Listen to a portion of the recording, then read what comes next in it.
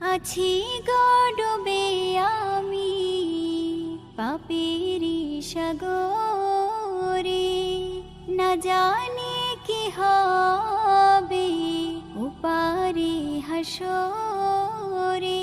তোমারি সুপারিশ বিনে, তোমারি সুপারিশ বিনে কেমনে হব পার। কবরে হাসরে কি হবে আমার, কবরে হাসরে কি হবে আমার।